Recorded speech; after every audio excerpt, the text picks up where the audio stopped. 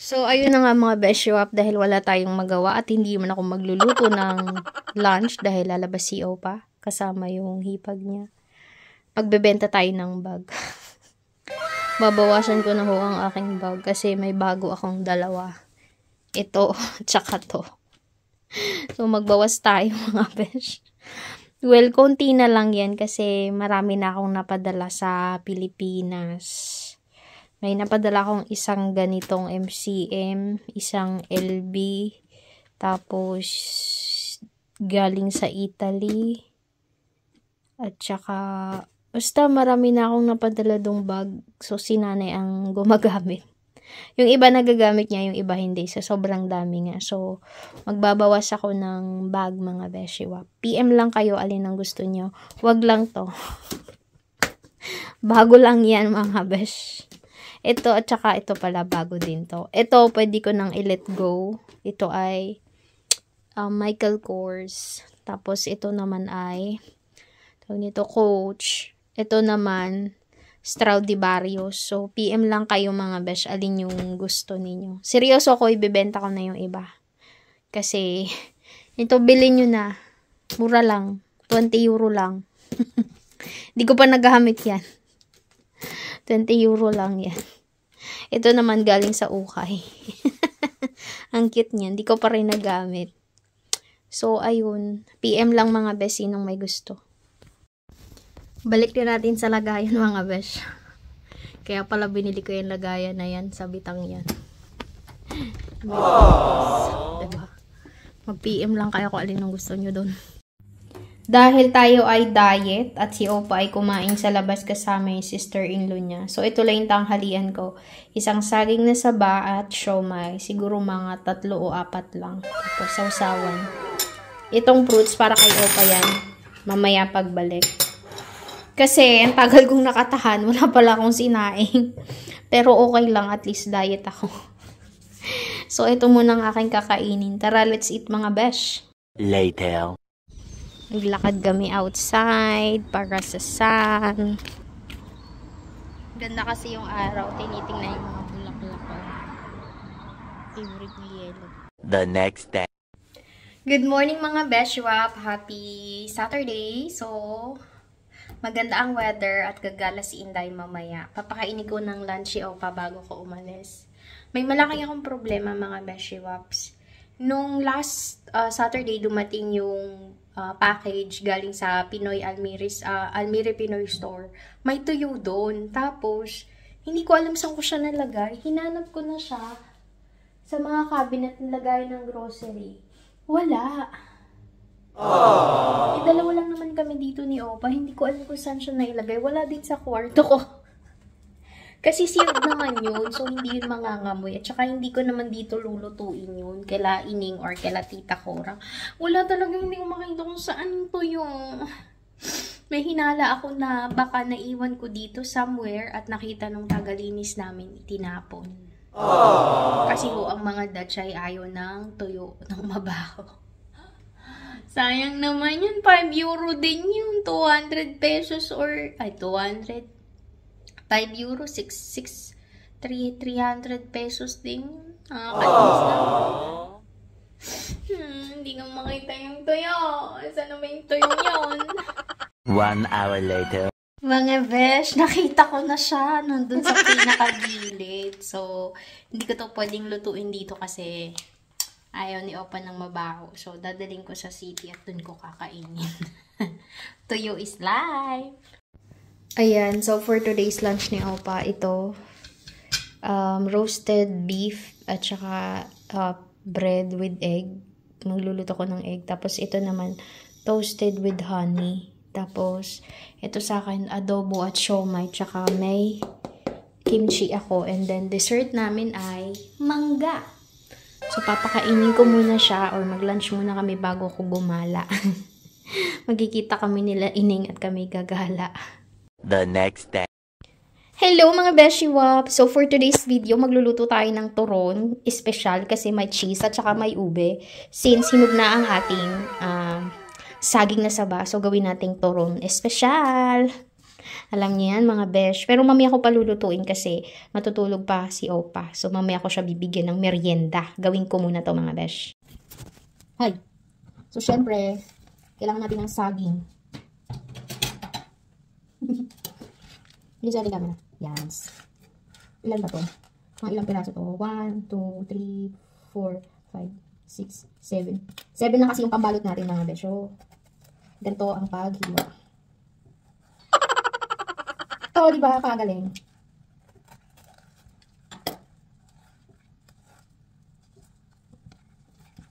Merong hindi pa hinog masyado, pero hinog na yan.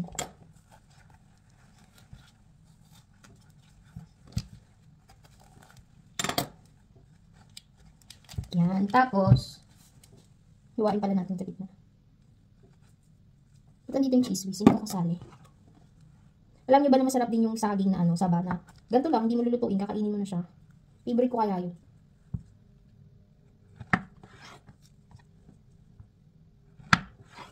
Yan. Ay. Yung plato. Ay, hindi pa pala. Ang gulo ko, diba? Ito yung cheese. Everything is from the Philippines except dito sa pangbalot. Charis, diba? Nakaka-English inay. Ganito yung negosyo pala ng kuya ko dati sa Pinas. Kaso, tinigil niya dahil sumasakit yung dibdib niya pag nagluluto siya. Mainit kasi. With ube pa yan. O, di pa open yung ube natin. Open. Well, kakakain lang namin ng tanghalian. And, ayoko matulog. Masyado na akong tumataba kakatulog. Pag di nyo pala mabuksan, ganyan nyo lang.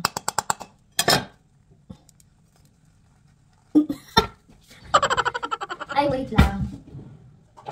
Pak! O, diba? Pasyalan pa. Ay, mali-mali ka pala. Ayaw man. Paano ba to?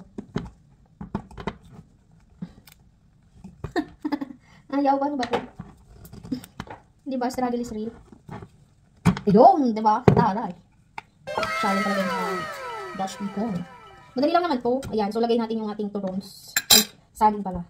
Hala, ang laki. But anyway.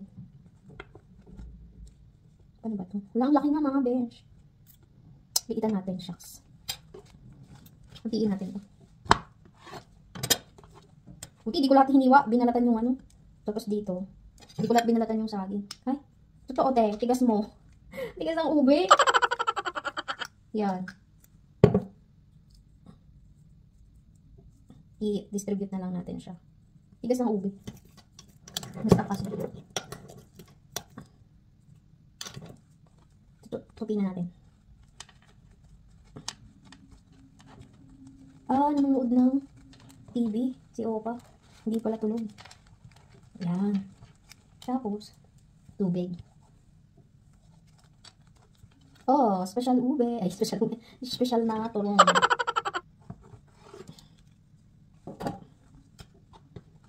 Ito na lang kasi yung pambalot ko sa freezer. Mas kung tagal na yan, kailan pa kaya yung pambalot ko yan? Tapos lagyan natin ng ube, lala. Malinis yung kamay ko kasi kakahugas ko lang ng plato. Dahil na kami ay nagtanghalian. Ay, pagkasarap naman na rin ube. Ay, huwag tayo masyadong maarte sa buhay. Hindi tayo si Heart yung tanghalista. Si Heart yung dami.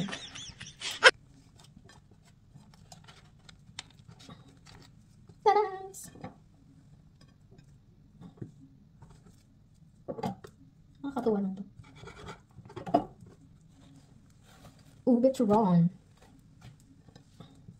Oh, wala pang cheese.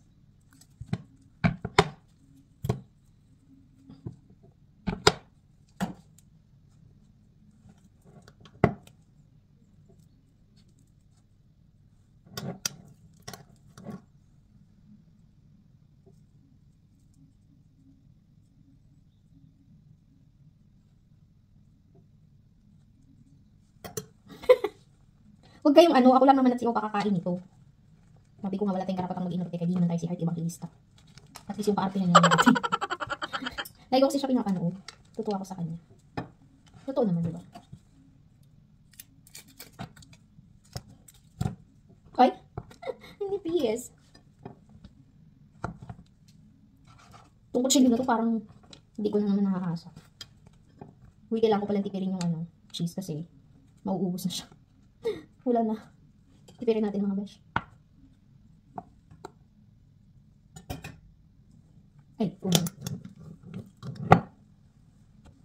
tapos na human din mga besh ang special turon Inday. At dahil may natira, makakakain ako ng pangarap ko.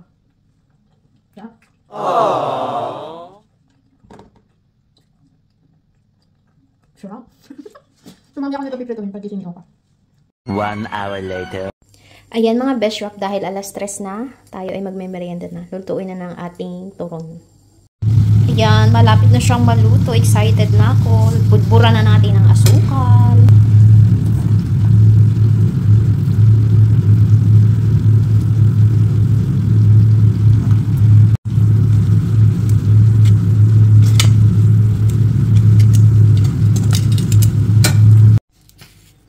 Lagyan natin ng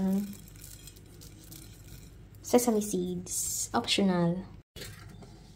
Mga besh-wap, luto na yung ating special turon with ube and cheese. Napakainit pa po, kaya ang hirap kainin. Pero ang sarap. Sarap.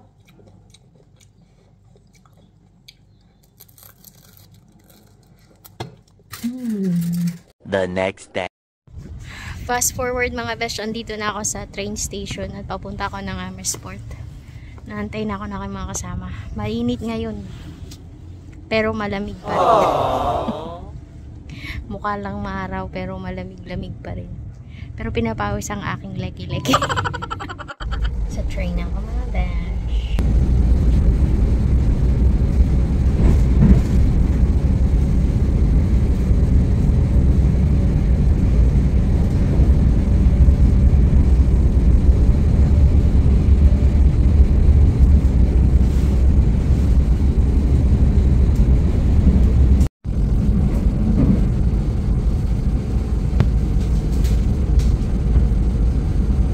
So, fast forward na mga beshwap at nakarating na kami sa sentro, mga 20 minutes walk from Central Station.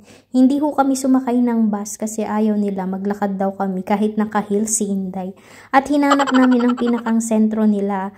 Wala kaming makitang mga tao nung una, bihira. Diyos ko, yung pala naman ay nasa gitna at nasa inuman na.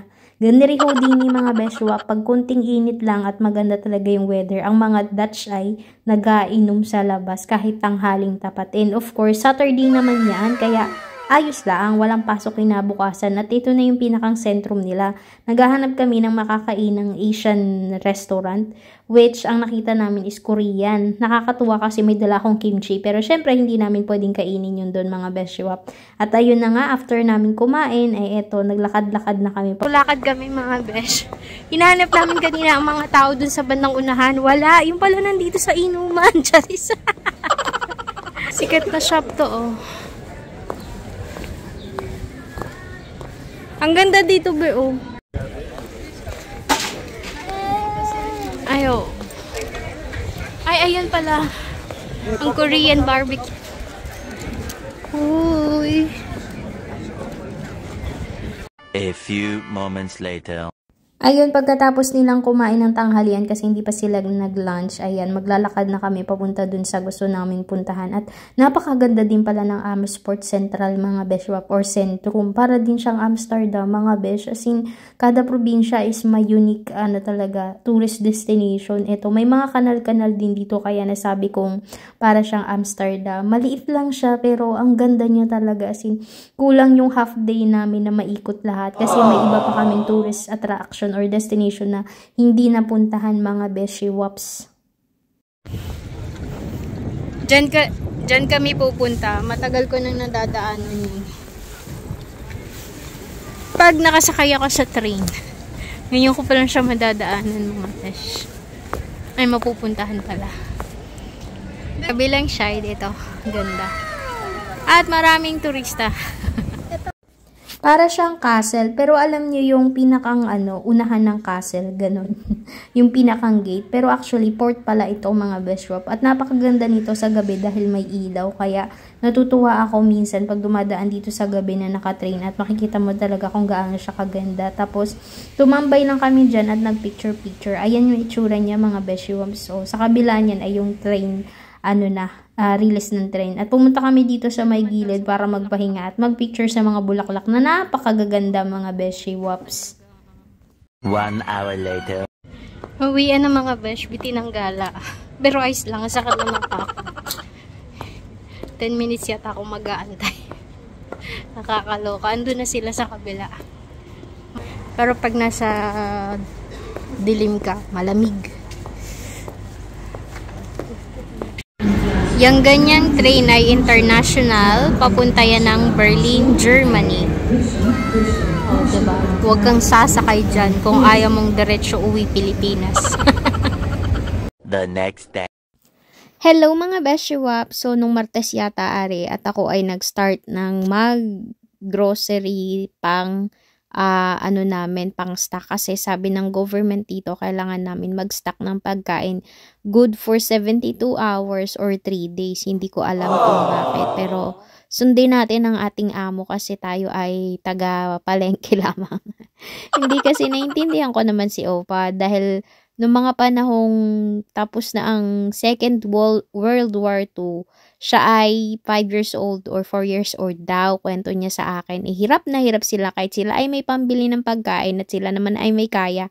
Wala silang mabili kasi nga dahil dun sa nangyari. So ito, ang Opa ay takot mawala ng pagkain. Kaya mag-stock ako ng pagkarami-rami tapos kakamot sa ulo at ang dami daw niyang gastos. Ay sabi niyo ay mag-stock ng grocery. Di masunuri naman ako kaya mag-i-stock tayo mga besh. At hindi lang yan yung pinabili niya. Marami pa siyang pinabili dun sa anak niya na pumunta dito nung nakaraang Sabado.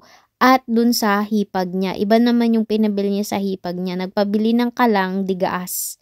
Yung yung M-gas, ganun. Natuwa ko sa kanya. Sabi ko, Opa, pag ako kasama mo, kahit walang gas, mabubuhay tayo kasi malapit kami sa kakahuyan. Di mangahoy ako para makapagluto. Kaso ang problema ay yung tubig.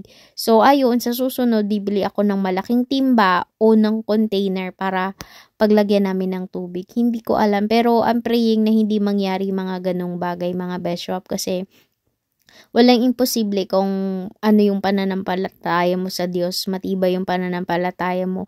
Lahat is imposible sa mga dasal. Lahat ng bagay, kung may pinagdadaanan ka, idaan mo sa dasal at ibibigay niya yan mga beshop. Laging sasabihin mo sa huli, Lord, I surrendered everything to you. Mga beshop, maaga tayo na grocery para wala masyadong tao. At kasi kailangan namin mag-stock dahil may advice ang government na kailangan may stockan ng pagkain good for 72 hours. Maigi ng handa kaysa tayo ay mga pa at mamatay sa gutom. So, ayan ang aking basket. Maliit lang siya. So, ayun sa unahan. Tas itong plastic dito sa aking may kamay. Hi! Good luck to me!